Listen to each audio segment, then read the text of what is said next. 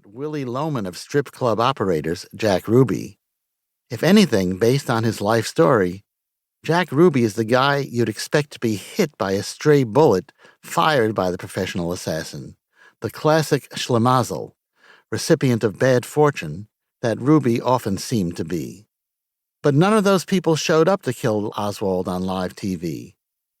Jack Ruby did, while, at least by his own account, exclaiming, "You killed my president, you rat," as he pulled the trigger. In so doing, he changed history and how we view it. Like it or not, Jack Ruby is a key part of the story. What part exactly is kind of a Rorschach test. We all see in Jack Ruby what and who we need to see, which includes not seeing him much at all. Needless to say, there is somewhere an objective truth behind what happened in Dallas that weekend and why it happened, beyond the televised action of Ruby shooting Oswald.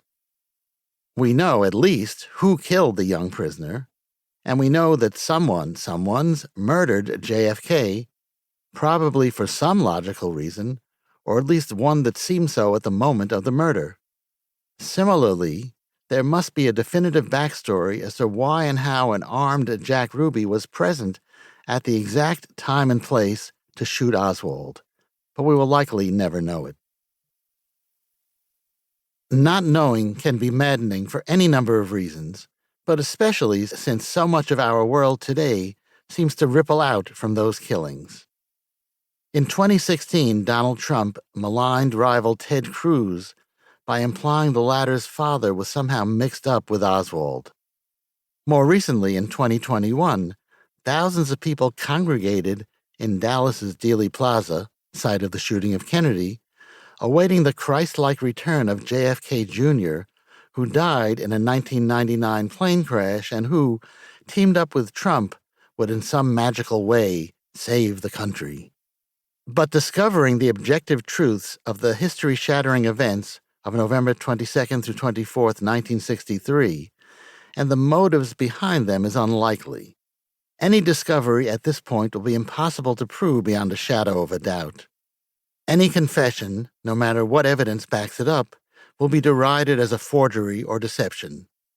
For all we know, perhaps the unalloyed truth has been revealed and we just didn't notice.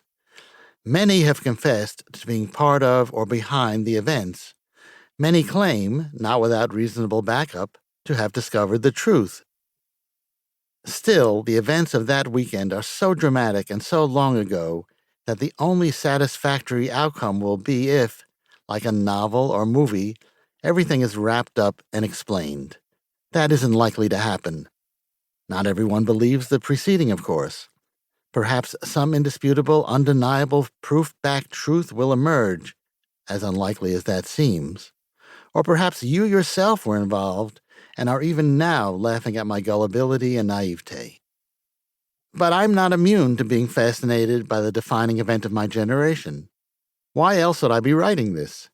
Besides being a boomer, I'm also an American-born Jew, the son of U.S.-born children of Eastern European immigrants. I come from a similar background to that of one Jack Leon Ruby, and it is on Ruby that my obsessions have settled. I wanted to know more about this guy who could easily have been my weird cousin, or yours. Perhaps unsurprisingly, the more I research Ruby's life, the less sure I am of precisely why and how he did what he did.